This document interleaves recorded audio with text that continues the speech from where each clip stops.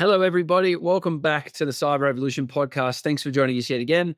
I'm Adam Hewitt, the CEO of Cyber Revolution. And today I'm joined by a former superstar student of ours, Joan. Joan, how are you?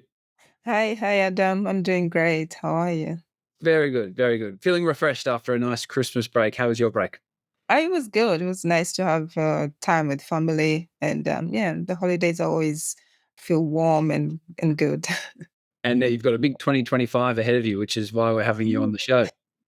Yeah, I'm so excited about it, Adam. Before the Christmas holiday, I had a couple interviews with the company that I'll be working with, and yeah, at the beginning of January, I got a job offer, so I'm Amazing. really excited about that.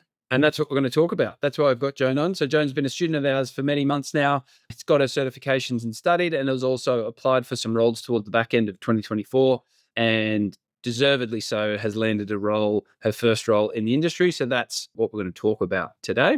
Before we get into all of that, I want to give our new listeners of the podcast a bit of an overview of who this podcast is for. It is good. We're seeing a lot of new people jumping on and listening to the podcast. Okay. And so Cyber Revolution, we are Australia's only dedicated cybersecurity training and placement company. So what we do is we specialize in helping people find their first job in cybersecurity. And why we started a podcast about 60 or 70 episodes ago now is to really educate people on what cybersecurity actually is, what skills you need to learn, how to get a job in this industry. And we want to try and give a little bit of an insight as to how you can go about landing your first role in cybersecurity and really just educate people on that process. So if that sounds interesting, if that's something that you're currently going through, whether you're a student of Cyber Revolution or you're going down that pathway yourself, then this is probably the podcast for you. All right, Joe, let's get into it. Let's start from the very beginning, where we do with all of our student guests. Take us back to the very start. What sparked the idea of, for you, wanting to get into cybersecurity? So, cybersecurity has always been intimidating for me, or just security in general. I always had it at the back burner for like really intelligent people and stuff like that.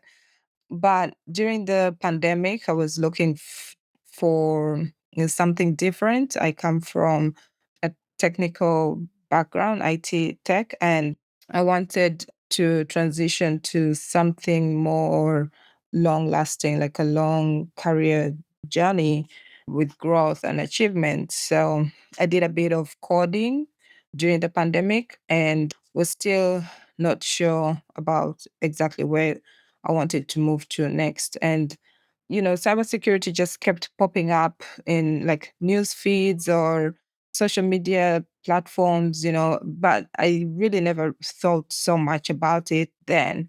Again, it's something that I felt was out of reach for me.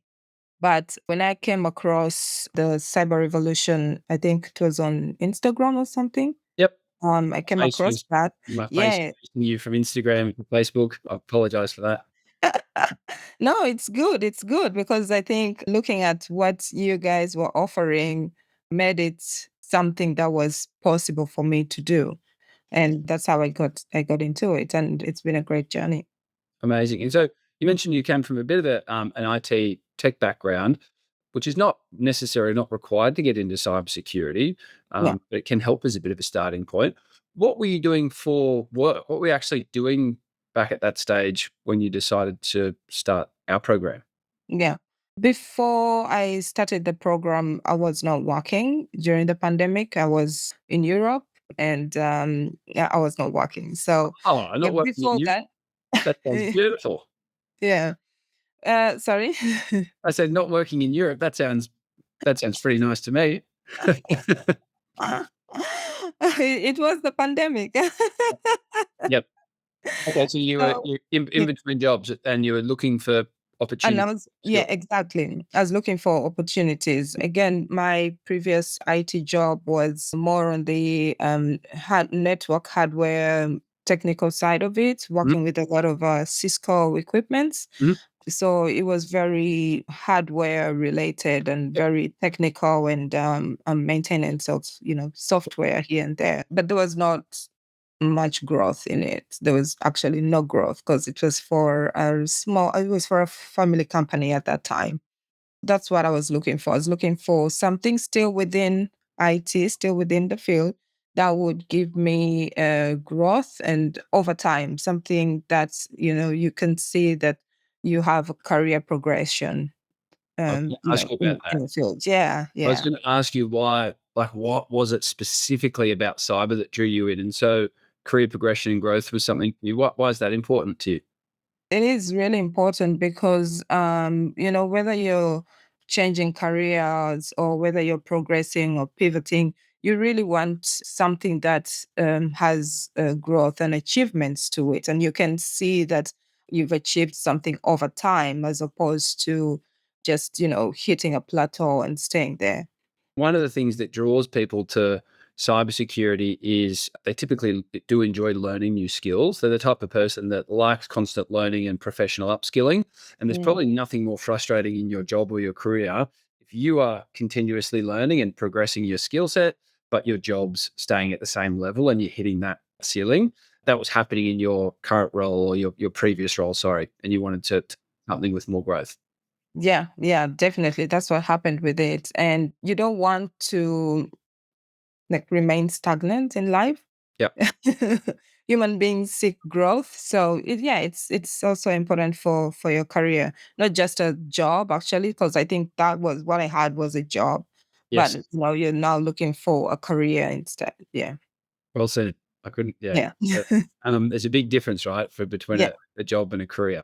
yeah. And so I just want to circle back to something you said before, because there is a common misconception that cybersecurity is only for super, super intelligent people that have got coding and programming backgrounds. And, everyone's got that image of someone wearing a hoodie in a dark room with code falling down behind them. And, Yes, obviously that's a small element and a small area of cybersecurity, but it's not the reality of an entry level cybersecurity professional. And so you had that perception, even with a bit of an IT background. yes.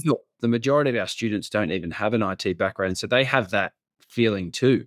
Now that you're in the space and you've upskilled, what's your perception on that now? Yeah, still intimidated by it. Still intimidated by it, but it has changed a bit. So it's no longer something that is like out of reach, intimidating and oh my God, I don't want to think about that. But Yeah, it's more like, okay, I know what I can do. I know what the next steps are, and I can do this. yeah, It's yeah. and from something impossible to something that is quite possible actually. And mate, that's an awesome feeling to have, right? And I think it's gone from being something that is super intimidating to now just being something that is challenging for you. And that's going to be the next step in your career growth and your role is starting a new career. Upskilling yourself is challenging, but that's where all of that, all of that growth comes from. And so tell us about that. Tell us about the moment that you landed your first cybersecurity role. What was that feeling like? How did it feel to get accepted into your first role? I still can't believe it because it's with a pretty big company. I think I told you about it. It's exciting. It's also good to know that wherever you're coming from, that your skills are valuable. Mhm. And, for a big company like this one, taking someone like me I mean, I had no business coming into this industry initially, No, no, but, I agree. seeing that it motivates you, it gives you the confidence as well that, your skills are valuable. So it's pretty exciting and scary at the same time. Yeah. Super exciting and super, yeah, as you said, it's gonna be a little bit daunting, but as soon as you get into that role, I know you start your new role next month, and it's with a large multinational organization, which is amazing because 'cause they're gonna have really good support systems for you, really good training for you as well. Yeah. Without going into too much detail as well, can you give us a little bit of an insight into, like, a high level overview of the stages of the recruitment process, what you actually had Mhm. to do to land that role? Yeah. First of all, I think what was important for them, two things were important. Australian citizenship was important for them so that it's easier to get security clearance. Yep. So my role needs security clearance. I think it's NV1 or something. Yes, I B1. don't remember. The other that was really important was the growth mindset. I was told beforehand that I'd have only two interviews, and that's a good thing because I've been to a couple IT or tech interviews, and they're like, I had three, I think one had 3 rounds of interviews. Some IT fields have, 4, sometimes 5 rounds of interviews. So having 2 rounds of interviews was pretty good, but that meant that you have a short period of time to actually impress the interviewers. So my first interview was with a panel of 3 people, and the second one was with one manager. But the process was very casual, as most as you know, Australians, we appear to be very casual in how we interact with people, but also very structured, Mm. right? They have very, very structured mindsets. And so the interviews are not going to make you feel nervous. They try to make you feel relaxed and all that so that you have more of a conversation style interview. But they are also very, very structured in how they think and how they are processing your answers to their questions. Yeah, you're right. And they have to be, right? Especially for a large organization, the Yeah. interview process has to be replicable and scalable, and that everyone has to be interviewed in a similar way. And that's good. That made you feel comfortable during that process as well. And then obviously a big part of what we do here at Cyber Revolution is get our students job ready with their resumes, job interview Yeah. training, cover Mm. letters. And I know that you had sessions with our team in order to prepare you for those, interview, Yeah. those applications. Did you find those useful? Yes, I did. I did, especially with the student support. It was quite helpful. Yeah. Yeah. Amazing. Um, Good, good, good. Yeah. So, moving back now to, I guess, the actual studies, what stood out to you about Cyber Revolution? You mentioned that my face was chasing after you on Instagram or Facebook, and that's what the algorithms do. But why did you decide to join Cyber Rev instead of all of the other training options out there? What influenced the decision? I think 2 things. One was the student placement, because having that alone, as somebody who was coming in wanting to study cybersecurity, the idea of student placements takes a huge chunk of weight of you, because you have potentially support with finding a job later on, right? You don't want to study and then you're struggling to find a job and you're like, you lose motivation. Job hunting is a job in of itself alone, and Yes. it's exhausting. So that was one. And the second was the paid certifications as well. I did a total of 4. And because it's all paid, it's all part of the program. So that there was a huge difference with the Getting the two. right certifications and then the right introductions and company placements is a massive part of what we do, but also it's a reason we just do cybersecurity. Other people ask, oh, why don't you do this, or why don't you do other certifications or other industries?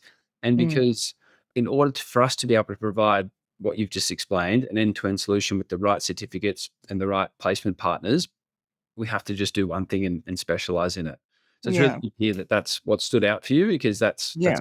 why we're so, I guess, such a niche training company. And I also liked that the program, you're not just jumping into security, which again, I said it can be quite intimidating, but for somebody who doesn't have an IT background, you're taking them to, maybe like A+, Yes. right?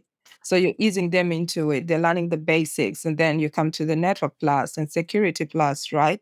Yep. So it's a journey. So by the time you get to maybe CISA plus or Pentest plus, you have some experience already, your studies. So you're not just jumping into security, which I'd seen from previous, providers. And that can be challenging, intimidating, and demotivating as well. Yeah. Well, I couldn't agree more. There's nothing worse. Some people think that getting more certifications means I'm getting more value. And say, for instance, if they're a newbie and they're getting their certified ethical hacker, or they're getting their what's called the CISSP, Yeah.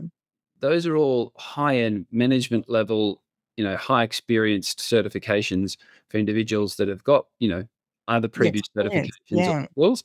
And so if you're almost setting your students up to fail if you give them those additional certificates, because A, it's not relevant for the jobs they're going to apply for, and B, they're going to really struggle and be intimidated throughout their studies. Mm. Super important. And so for you, you mentioned you had an IT background. How long was your professional break? You mentioned before you're in Europe, not currently working. How long was it for between sort of roles for you and then starting this role? So my last role was in January of 2020. Mhm. then moved to visit family in Europe, and the pandemic and all that. When Europe was shut down, I couldn't leave. They were open. Australia was shut down. I couldn't come back. That would have been horrible. Yeah. So it was about 2.5 years. I did have a consultation role in between for a company in Sweden, which was about 10 months or something. Mhm. And then the whole of 2024, I was studying. I wanted to focus on that. I was working, but not in IT. I was working with a pharmacy, and now I got this one. So I think in total, the career gap in between 2020 and now would be, I think, about 3 years. Yeah. 3 and 4 years. Okay, great. And so you obviously had that previous IT background, but you hadn't studied Mm, for some time, hadn't worked for a few years either in the mm. industry. Were you a little bit nervous about upskilling and you had no cybersecurity skills or experience? So was that a bit, was that a little bit overwhelming having to come back and upskill again? Yes, yeah, yes, it was. And especially, when you have a gap like that, it makes you feel like, you've lost so much. Yeah, And, but upskilling is also a great thing. It's not breaking, but it's great. It bridges the gap. It helps you, whatever you feel like you've missed out on. And upskilling kind of, bridges that gap. And you're not just upskilling for the sake of it. I think with like cyber revolution, you're very pretty structured in how it's done.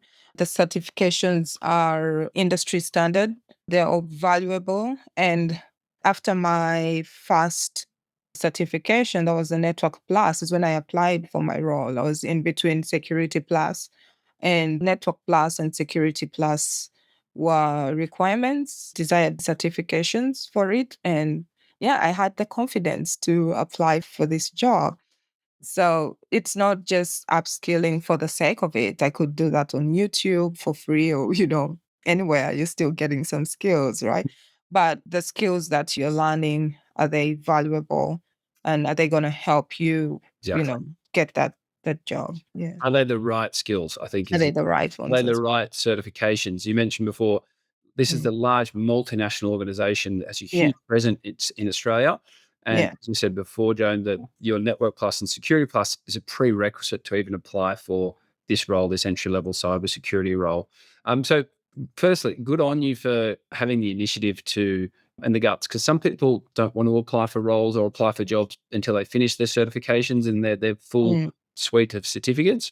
Other students are, I guess, chomping at the bit to get into the industry. And we do have a portion of students that do land roles throughout their studies. Unfortunately, you're one of those, Yeah. students to do that, and you deserve it. I'm super excited for you. So, having the Network Plus and Security Plus, you found that was obviously a requirement to apply for those roles. Did that come up in your job interviews at all? A little bit, a little bit. It did come up, but not that much. The company that I'll be working for focuses a lot on the growth mindset because, of course, you will get the necessary training. I think in general, most companies, you'll still get a bit of training when you join, but having some skills beforehand makes a difference. And yeah, it did come up. I was asked some very technical questions during the interviews. And by that time, I think I'd forgotten some of them. So I'd say it's important to pay attention to, even though this is a cybersecurity course that, like, say, Revolution is offering. And by the time you finish, you're like, I've completed with pen tests, so it was my mindset was around that, Yeah. and I got asked a lot of questions that come in. Maybe A plus or Network plus, right? Yeah. Yeah, yeah. Yeah, It was a like some while ago. Yeah, yeah. And I think yes, yeah, I always say that the certifications, they're almost like your ticket into the interview. They show the interviewers of the company that you deserve to be there because you put the work yeah, in, you've invested in time and money into upskilling and getting the right certificate. So it shows them that you're taking it seriously. It shows them that you have a base level of skills as well. You're willing to learn and upskill. But the biggest takeaway that I've got from this, and our listeners should get from this as well, is the growth mindset. In cybersecurity, if you can show an employer that you are someone that loves continuous learning, always getting better at your role, then that shows them that you're going to be a perfect fit for this industry. And that was your experience with this company Yeah. as well. Amazing. Last question. I asked all of our student guests this question towards the end of the podcast. For somebody that's sitting on the fence and they're thinking about a career switch into cybersecurity, they might actually be thinking, I can't do it. So intimidating, like you were. I Mm. don't have all of these skills, and having some of that self doubt creeping in. What would be your 3 top tips or advice for somebody in that position to help them make the leap into cyber? Yeah. It is intimidating. We're not gonna sugarcoat that, but that doesn't mean that, you don't do it anyway. But I would say the first step would be to do some investigate if this is a field you even want to get into. Mm, Cybersecurity is very dynamic and very fast paced. And also there's so many different roles within the umbrella term of cybersecurity. So I'd say maybe do some homework, some investigation on whether this is a field that you want to get into. And also, you could leverage just your current skills and see all skills, regardless of where you're currently working, regardless of what industry.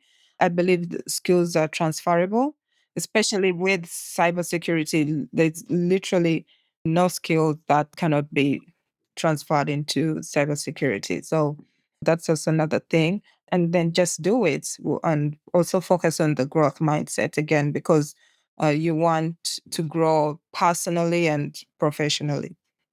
Thank you for sharing those tips. And what I find fascinating is I ask the students that question towards it's the last question in the podcast usually. And it is amazing the patterns that you see from the guests, right? A lot of them Yeah. start, do your research, find out whether this is the Yes. right industry Yeah. for you, because changing careers is a big, important step, right? And so you want to make Yeah. sure as much as possible that it is going to be the right career for you. And you can do that a number of ways. We have multiple information sessions, one-on-one sessions before our student applicants join our program to make sure they're a good Mm. fit. And then the second, obviously, is lean into the skills, learn those right skills as well. And then the amount of people, successful students, the final thing they say, if you've done your research and you're willing to learn new skills, Mm. just do it. Take Just that do it. final leap. You're never going to be 100% certain that it's going to be Yeah. you, but if you can get as close as possible, get to the edge of the cliff, then the last important step is taking that final leap of faith and diving into it. And if you do it, then obviously, you're evidence that it can change your life. Yeah, definitely. Because look, the doubts will always be there, right? So just go for it. And you will keep overthinking about this, should I do it? Should I not? I did that. I was Yeah. since 2020 when with the Optus data breach is what got me thinking about it. And I was thinking, should I do it? Should I not? Should I do it? Should I not? So for another 2 years thinking, should I do it? Should I not? Until finally, I was like, "Just do it." So, yeah. Great. I'm If very you're glad. thinking about it, then you already want to do it. A part of you wants to. I'm very glad that you did. And I'm sure you're very glad that you did as well. And Yeah. Joan, thank you so much for coming on the podcast and Thank sharing your experiences. I know that a lot of yeah. people are going to get some inspiration out of it. So appreciate the time. And I can't wait to have you back on the podcast later in the year, maybe, or even early next year. Yes. And we Yeah, can that would be interesting. Yeah. talk about your learnings and how much you have, evolved as a cyber professional over, this year. Mhm. 2025 Yes. is going to be an amazing year for you. Yeah, that Um, would be wonderful.